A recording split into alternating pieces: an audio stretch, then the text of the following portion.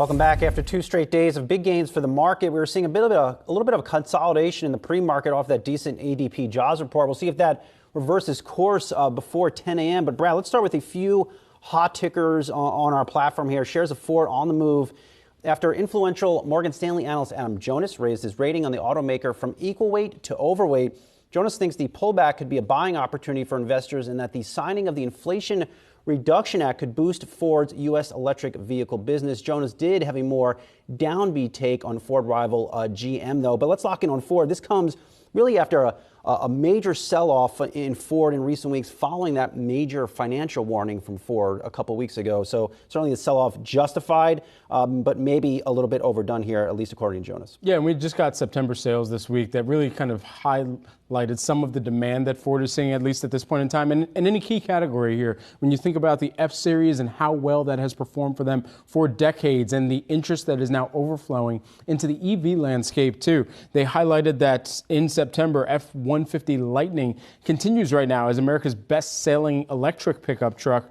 And so with that in mind, with the shift that Ford is making and through its two businesses now that it's essentially going to be moving forward with in the ICE side of the business, and then on the other side you've got the Model E side of the business, which is electric focused. It's really going to come back to how well they're able to sell through that pickup truck and how well they're producing that. So it could provide them the best catalyst for some of that long-term value that Adam Jonas is looking at here. And Jonas going, I would say, going a little bit savage on General Motors here. So obviously not upgrading the stock like he did with Ford, but noting this, he moves the valuation of GM China to zero, which is interesting because Cadillac, which is under that GM umbrella, has always done very, very well in China. And to my recollection, has been doing well in China. So interesting to see that. Also removes General Motors Cruise and Ultium battery third-party battery business from the valuation model. So that is an interesting maneuver as well. But clearly, Morgan Stanley, influential analyst, more bullish on Ford than GM. Yeah, and the Inflation Reduction Act also noting that could boost Ford's U.S. electric vehicle business here too.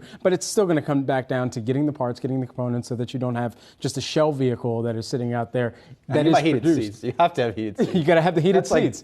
At a minimum now. Well, I mean, one of their competitors is going to charge up for that. So they got to ensure that they're also not going to be layering on that subscription cost for the heated seats. However, for Ford, at least in the broader context of the automotive landscape right now, over the next 2-3 years, as some of the capacity for chips does ramp up in production, especially domestically here, it's really finding those partnerships, securitizing those deals to make sure that you have the chip supply in order to just make sure that there aren't the production snags that are going to result in shortages affecting tens of thousands of vehicles too. Yeah, and I think what you're seeing too, you mentioned you're always talking about chips, Brad, but also I think you're finally now starting to see cars become a full connected experience and create that recurring software revenue. GM has gotten pretty crafty.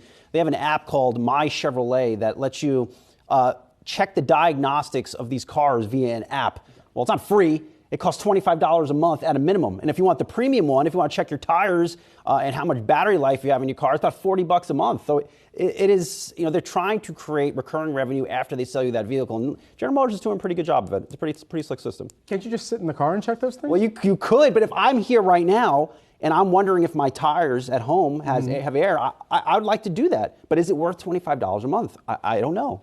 I don't know what it is.